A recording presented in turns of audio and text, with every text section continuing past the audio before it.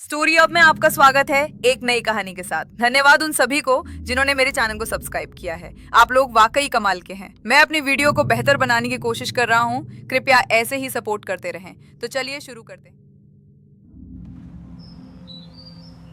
मैं डॉक्टर राघव मल्होत्रा, पुरातत्व और संस्कृति विभाग से जुड़ा हुआ एक शोधकर्ता। कहते हैं कुछ खोजें करियर बना देती हैं, पर कुछ इंसान छीन लेती हैं।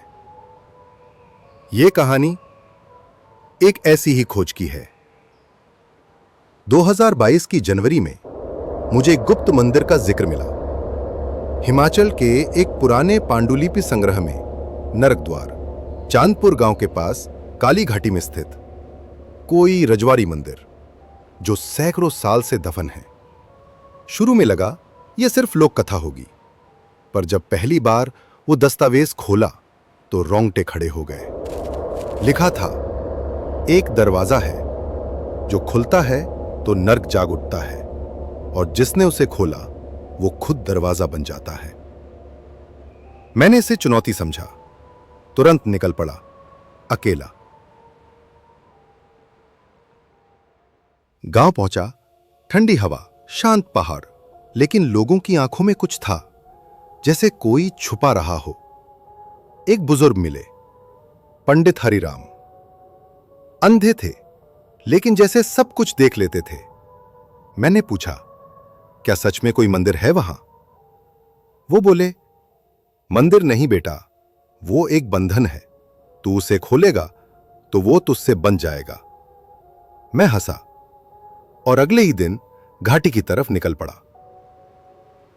पहाड़ी पर चढ़ते चढ़ते एक जगह जहां पेड़ नहीं उगते थे, मुझे वो मिला। दरवाजा पत्थरों से बना, लोहे की साकल से बंद, और उस पर खुदे थे शब्द, ओम कपाल भैरवाय नमः। मैंने उस साकल को हाथ लगाया, वो खुद ही टूट कर गिर गई। अंदर अंधेरा था, घना, बोझिल। मेरे टॉर्च की रोशनी जैसे अंदर घुसते ही थम गई। मंदिर का गर्भगृह था, बीच में काले पत्थर का शिवलिंग, पर यह शिव नहीं था। दीवारों पर लिपियां थीं, रक्षक, बलिदान, कालरात्रि।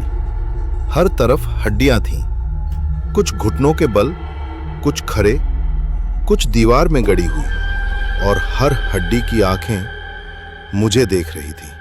फिर एक औरत की परछाई दिखी, काव्या, गांव की शिक्षिका, जिसे मैंने एक दिन पहले देखा था। वो अब वैसी नहीं रही।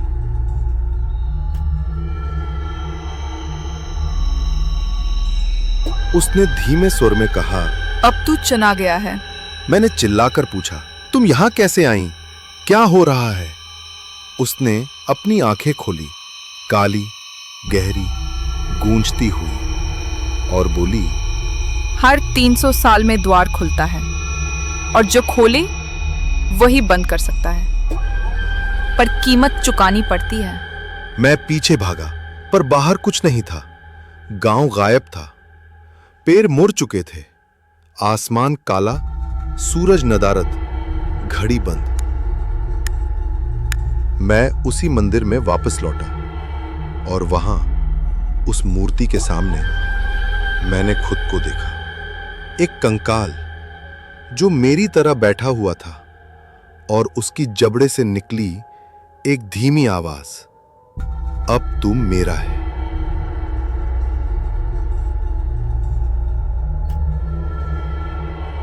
उस दिन से लेकर आज तक मैं यही हूं। शरीर बदल रहा है, आंखें अब अंधेरे में देखती हैं, दिल धड़कता नहीं, वक्त अब चलता नहीं, और मैं अब इंसान नहीं रहा।